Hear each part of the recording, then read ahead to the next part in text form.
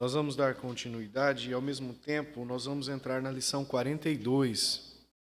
Eu pedi para que o irmão Daniel anexasse. Conseguiu, Daniel, ou não?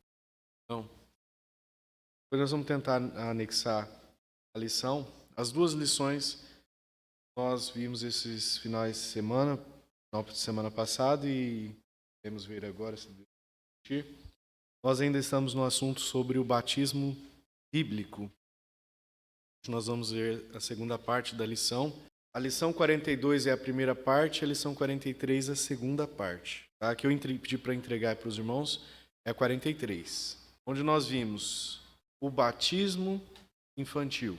Vamos começar a lição de hoje provocando. Vamos começar a lição, como isso disse, né? Gosto de dizer, vamos provocar. Batismo infantil, ele está na Bíblia? Temos aí, somos bem contundentes. Biblicamente falando, o batismo infantil não está na Bíblia. E esta posição do batismo infantil, ela vem de um erro da regeneração batismal. Ou seja, um erro puxando outro erro. Um erro puxando outro erro. Primeira coisa, o que é o batismo, né, a regeneração batismal? O que é? Alguns dos irmãos sabem dar uma pincelada por cima sobre o que é a regeneração batismal?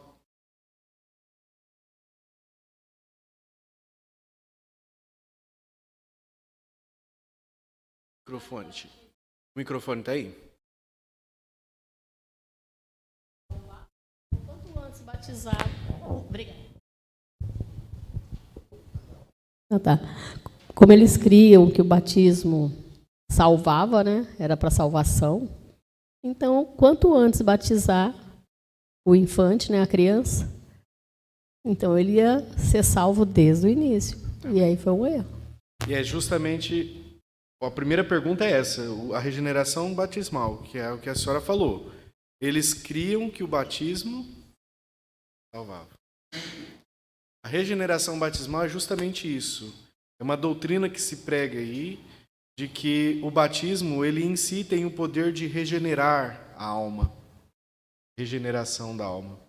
Eles acreditam que tem o poder de regenerar a alma, ou seja, com o batismo você consegue lavar os pecados e conceder uma vida espiritual. E essa doutrina ela surge simplesmente do ato de batizar uma pessoa independentemente da fé. Então, se batiza, por consequência, regenera a alma, ou seja, lava os pecados e concede uma vida nova, espiritual, independentemente de fé. E com isso, há uma transformação espiritual. Essa doutrina da regeneração batismal. E essa ideia, ela foi ganhando força na história da igreja, especialmente na época do desenvolvimento da teologia sacramental. E a visão oficial, né, é de que se prega que o batismo é obra de obediência.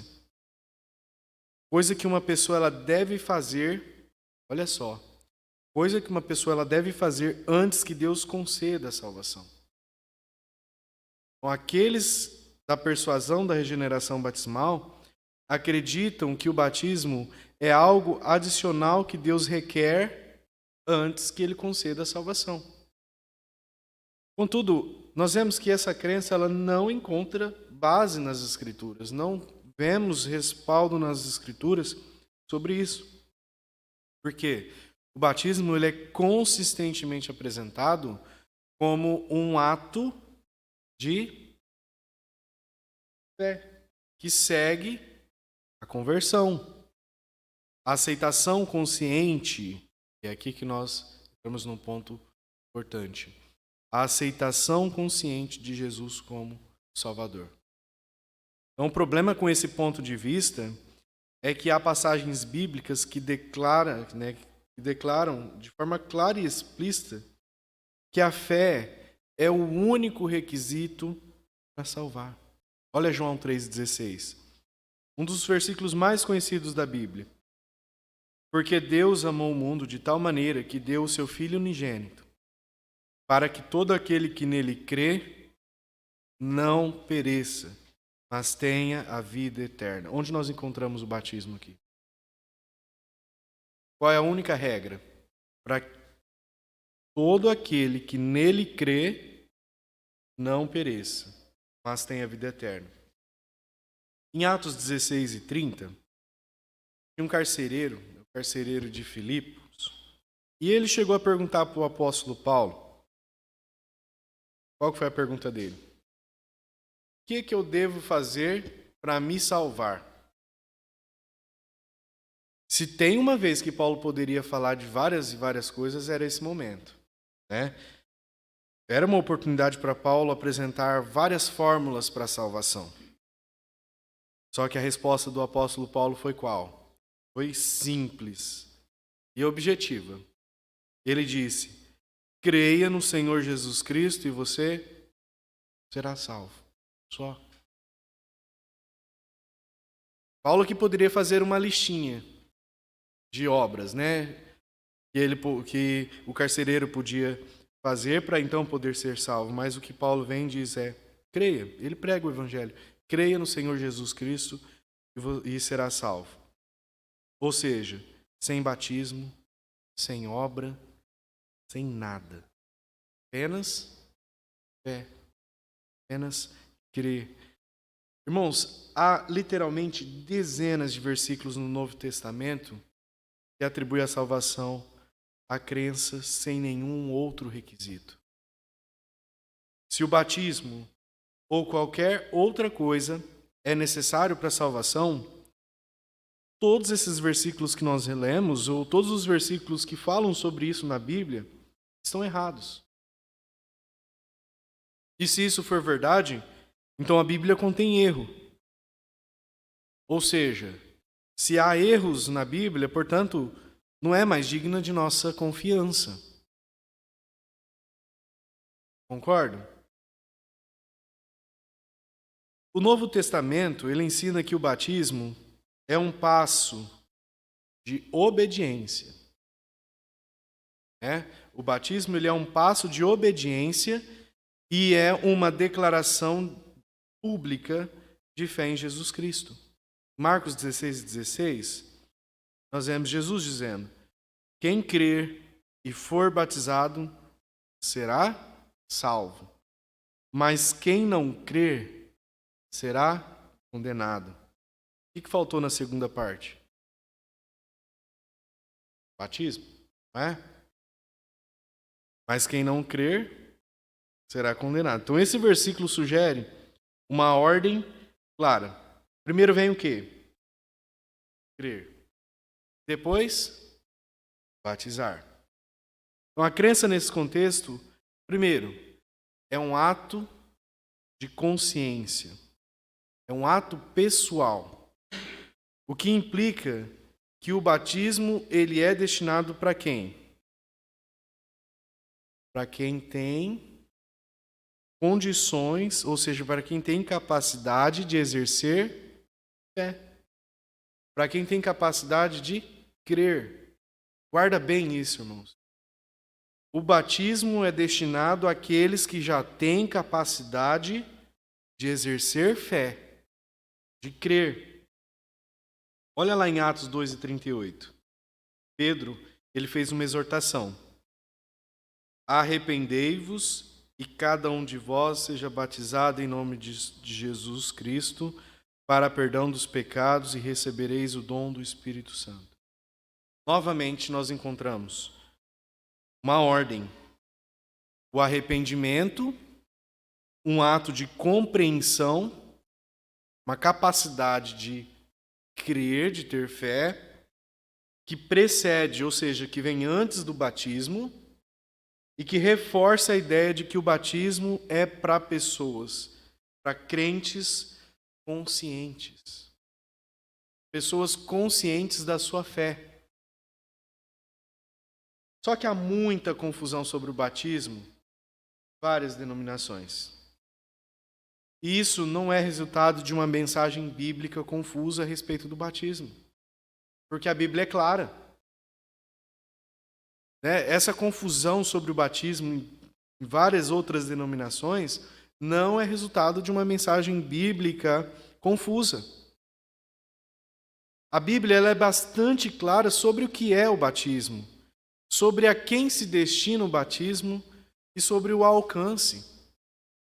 Na Bíblia, somente crentes que já colocaram a sua fé em Cristo foram batizados, como testemunho público da sua fé, da sua identificação com Cristo. Romanos 6, versículo 3 e 4, onde Paulo diz: ou não sabeis que todos quantos fomos batizados em Jesus Cristo fomos batizados na sua morte? De sorte que fomos sepultados com ele pelo batismo na morte, para que, como Cristo foi ressuscitado dentre os mortos, pela glória do Pai, assim andemos nós também em novidade de vida. Então, o batismo nas águas por imersão, que é o que Paulo está dizendo aqui, é um passo de obediência após a fé em Cristo. É uma proclamação de fé em Cristo, é uma afirmação da submissão a Ele. E ao mesmo tempo, ele continua dizendo, é uma identificação. Estamos nos identificando com a morte dele, estamos nos identificando com o sepultamento dele, e estamos nos identificando com a ressurreição. Tudo isso através do batismo. É que nós vemos, nós estamos nos identificando. Tá? Então, com isso em vista, todo esse resumo que nós fizemos, pergunto, o batismo de bebês é uma prática bíblica? Um bebê, ele não pode colocar sua fé em Cristo. Um bebê, ele não pode tomar uma decisão consciente em obedecer a Cristo. Um bebê, ele não consegue compreender o que o batismo nas águas simboliza. Não faz ideia do que é. A Bíblia ela não registra nenhum bebê sendo batizado. Então, o batismo de bebês é de origem dos métodos batistas, do batismo por aspersão, por efusão, que é o derramamento de água. Então, não é inteligente ou prudente, por exemplo, imergir um bebê. Mesmo o método do batismo de bebês, olha como que nós temos várias falhas. Nós sabemos que o batismo é por imersão. Não se imerge um bebê na água para batizar. Então, até o método do batismo dos bebês falha em concordar com a Bíblia. Está tudo errado. Está tudo errado.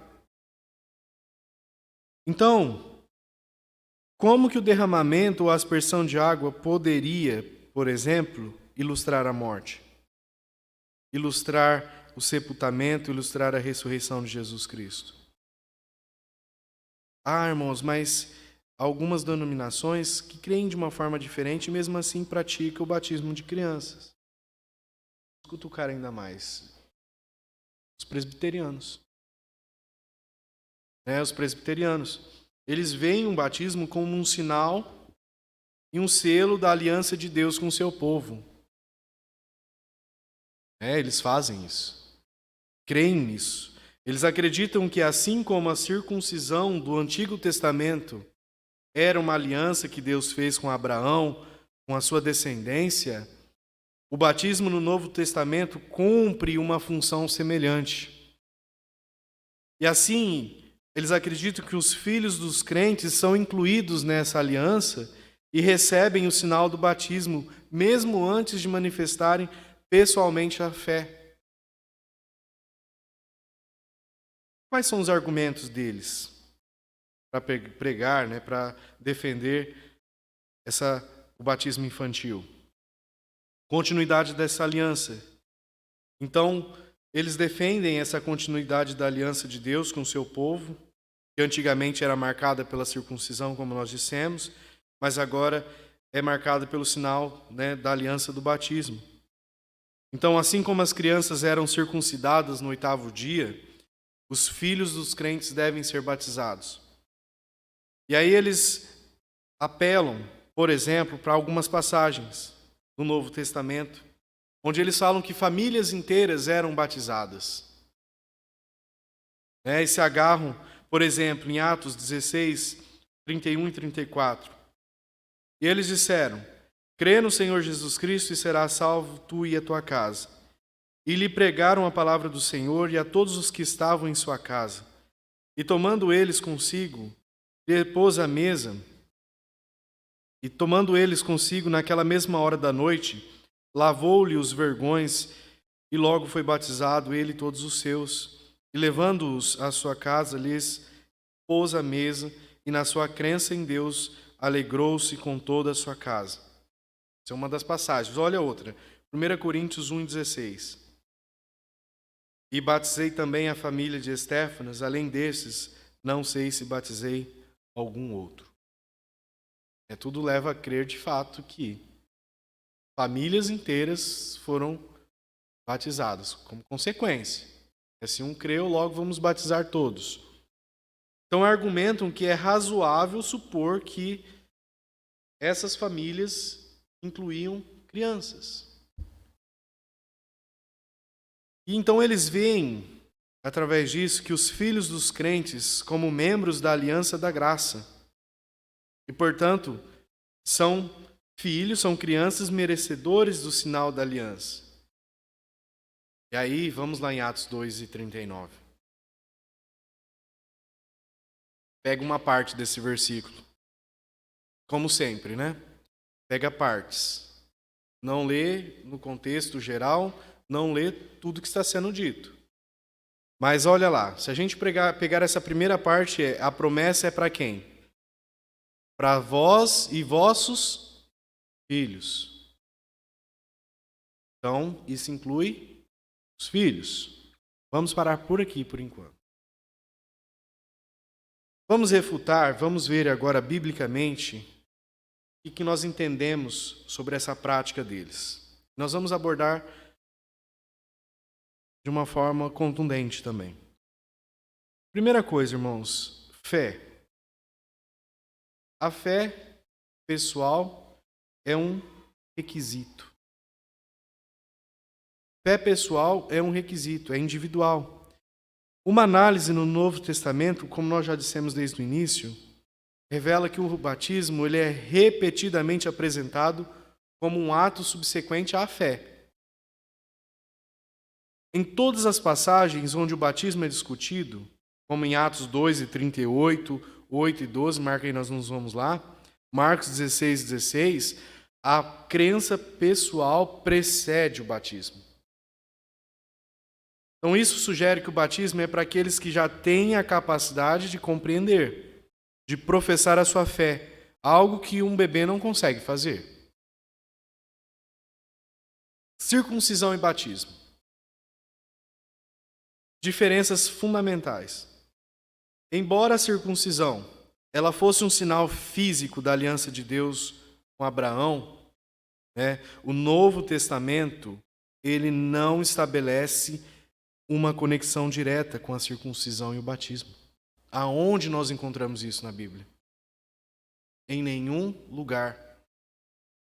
Não há uma conexão entre a circuncisão e o batismo. Ao contrário, o batismo ele é visto como o quê? Nós já dissemos, uma declaração pública de fé. Enquanto a circuncisão era um sinal étnico, um sinal cultural. Em Colossenses 2, do 11 ao 12, Paulo fala da circuncisão de Cristo como um sinal espiritual, dizendo, no despojar do corpo carnal. No despojar do corpo carnal. Então, isso sugere uma transformação que ocorre através da fé. Não está ocorrendo através de um rito físico aplicado a uma criança sem fé. Não é isso que Paulo está dizendo. Estamos entendendo, irmãos? o sinal espiritual no despojar do corpo carnal é uma transformação que ocorre internamente, através da fé. Então não é um rito físico aplicado. Quanto ao batismo de famílias inteiras, irmãos, falta evidência clara. Embora o Novo Testamento ele mencione o batismo de famílias inteiras, ele não especifica se nessas famílias incluíam bebês. Além disso, em cada um desses casos, há evidências de que as pessoas batizadas tinham ouvido a palavra, tinham crido na palavra. A evidência que há é essa, né? Que as pessoas batizadas, elas ouviram e creram. Em Atos 16, 31 a 34, olha lá. E eles disseram: crê no Senhor Jesus e serás salvo tu e tua casa. E lhe pregavam a palavra do Senhor e a todos os que estavam em sua casa. A palavra era pregada. Tinha que ouvir para crer. E tomando eles consigo naquela mesma hora da noite, lavou-lhe os vergões e logo foi batizado ele e todos os seus. E levando-os à sua casa, lhe expôs à mesa. E na sua crença em Deus,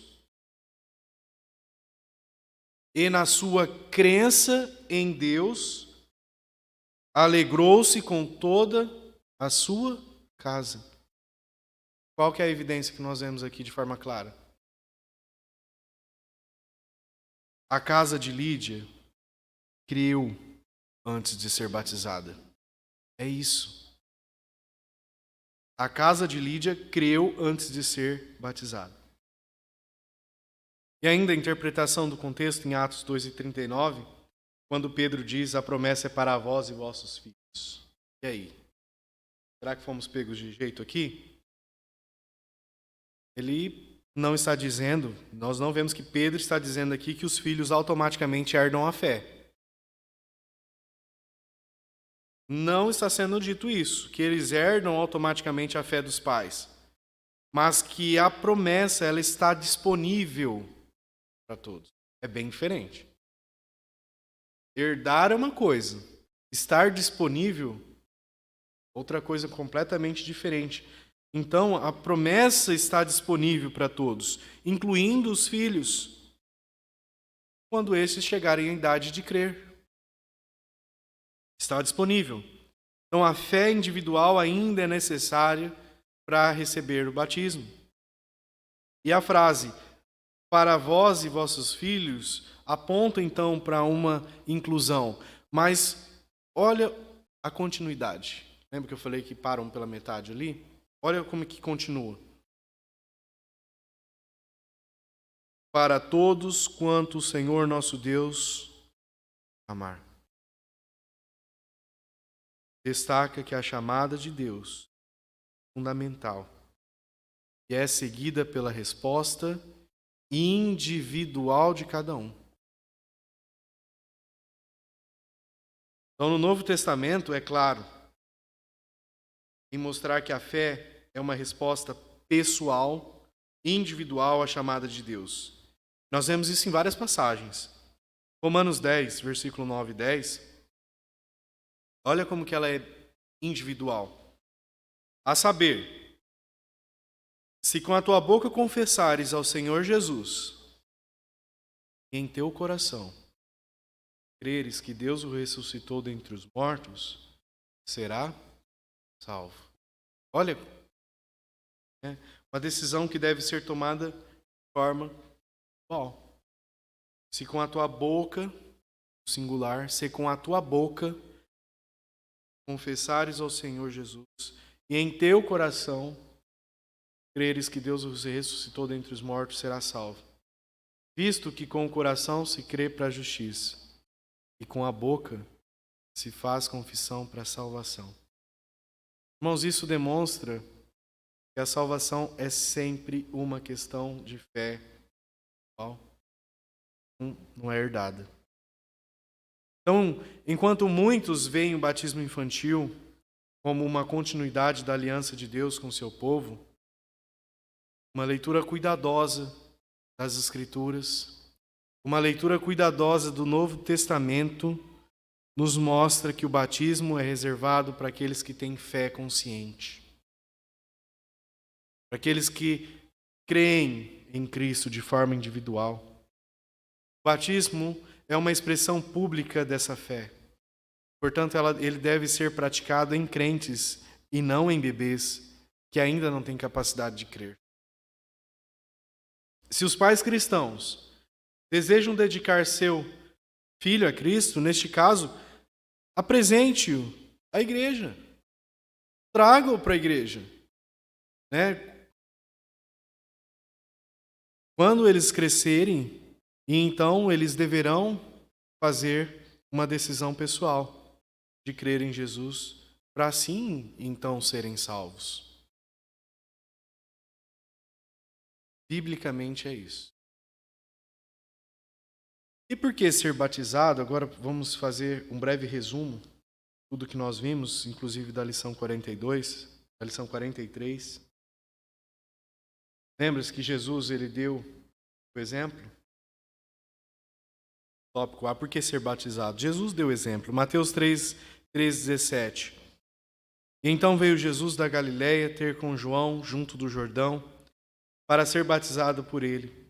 Mas João opunha-se-lhe dizendo: eu careço de ser batizado por ti, e vens tu a mim?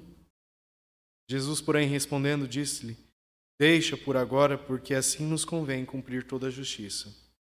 Então ele o permitiu. E sendo Jesus batizado, saiu logo da água, e eis que se lhe abriram os céus, e viu o Espírito de Deus descendo como pomba vindo sobre ele, e eis que uma voz dos céus dizia: este é meu Filho amado, em quem me comprazo. Então, nós vemos que Jesus aqui, embora sem pecado, ele buscou o batismo como um ato de obediência e de cumprimento da justiça. E isso serve-nos para exemplo de todos os crentes. Mesmo João, que reconheceu a superioridade de Jesus, ele foi convencido da necessidade de cumprir toda a justiça. Então, o batismo aqui, ele é um ato de identificação com o propósito redentor de Deus. Também foi uma manifestação para todo Israel. João 1, 29 e 31. No dia seguinte, João viu a Jesus que vinha para ele e disse: eis o Cordeiro de Deus que tira o pecado do mundo. Este é aquele do qual eu disse: após mim vem um homem que é antes de mim e que foi primeiro do que eu, e eu não o conhecia, mas para que ele fosse manifestado a Israel, vim eu por isso batizando com água. Então João aqui ele revela que o propósito do batismo de Jesus era manifestá-lo, era anunciar o Messias a Israel. E o batismo foi o momento em que Jesus foi publicamente apresentado como o Cordeiro de Deus, o Salvador do mundo. E esse não era apenas um ato simbólico, mas é um ato profético, mostrando que Jesus era o cumprimento das promessas messiânicas. E depois nós vemos o cumprimento da justiça, e foi a resposta dada de Jesus a João: deixa por agora, porque assim nos convém cumprir toda a justiça. Então, o batismo foi um ato necessário para cumprir a justiça divina. Jesus precisava de purificação? Jesus não precisava de purificação, mas ele se submeteu ao batismo para cumprir os requisitos da justiça de Deus, para identificar-se com os pecadores que veio salvar. Outro ponto, Jesus agradou ao Pai. Mateus 3,17. E eis que uma voz dos céus dizia: este é meu Filho amado, em quem me comprazo. Então, a aprovação divina do batismo de Jesus torna-se evidente. A voz do Pai confirmando o seu prazer em Jesus não apenas valida a ação de Jesus, mas também estabelece aqui, a partir deste momento, um padrão para os crentes. O batismo é uma ação que agrada a Deus. É uma expressão de obediência, de submissão à sua vontade. O início, marca também o início do ministério público de Jesus. Marcos 1, versículo 9 e 14. E aconteceu naqueles dias que Jesus, tendo ido de Nazaré da Galiléia, ele foi batizado por João no Jordão.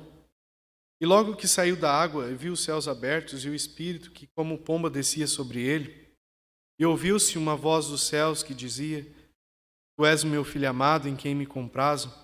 E logo o Espírito o impeliu para o deserto, e ali esteve no deserto 40 dias, tentado por Satanás, e vivia entre as feras e os anjos o serviam. E depois que João foi entregue à prisão, veio Jesus para a Galiléia, pregando o evangelho do reino de Deus. Então, após o batismo, Jesus, conduzido pelo seu Espírito ao deserto para ser tentado, como um prelúdio para o seu ministério de uma pregação e cura. O batismo aqui não apenas iniciando o seu ministério, mas também fortalecendo para as provações que viriam, demonstrando a importância de uma preparação espiritual que o batismo simboliza. Também da declaração como filho de Deus, como nós vimos nesse versículo 17. O batismo é uma declaração pública da identidade espiritual, um tema que se estende aos crentes que seguem o exemplo de Jesus.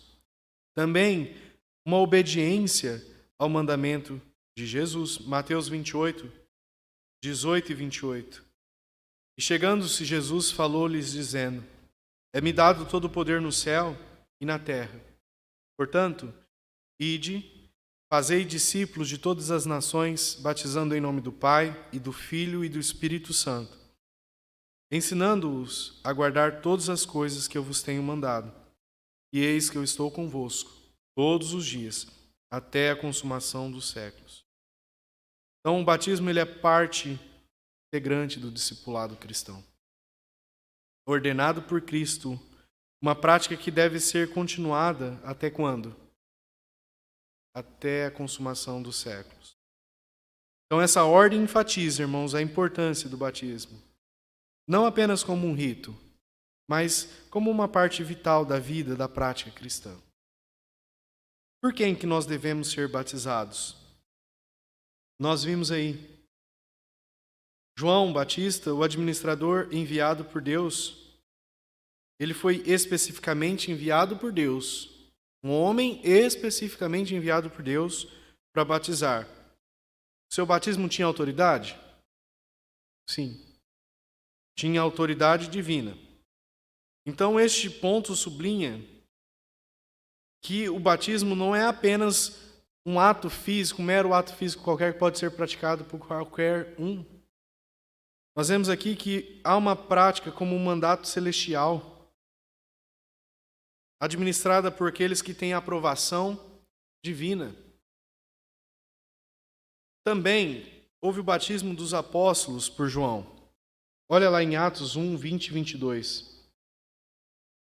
Porque no livro dos Salmos está escrito: e que deserte a sua habitação e não haja quem nela habite, e tome outro o seu bispado. É necessário, pois, que dos homens que conviveram conosco todo o tempo em que o Senhor Jesus entrou e saiu dentre nós, começando desde o batismo de João, até ao dia em que entre nós foi recebido em cima, um deles se faça conosco testemunha da sua ressurreição.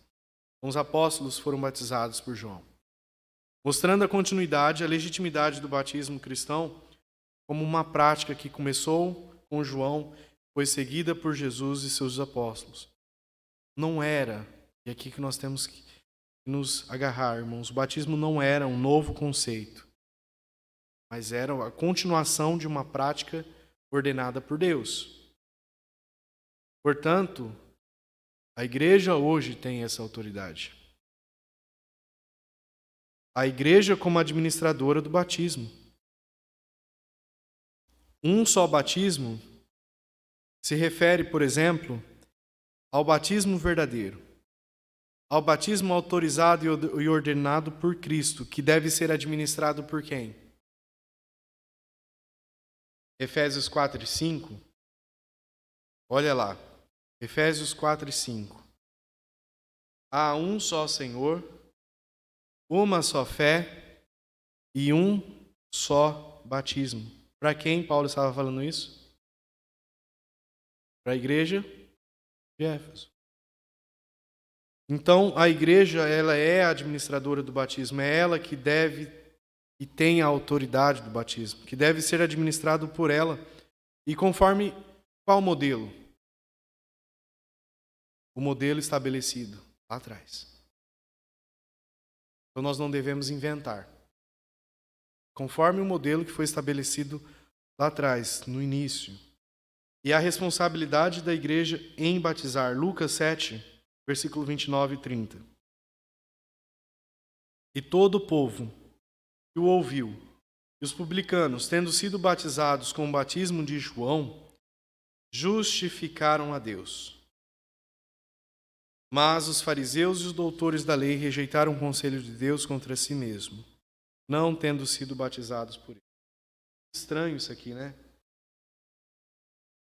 Quer dizer que quem aceita o batismo bíblico justifica Deus, que é o que o versículo está nos dizendo, não é? 7:29.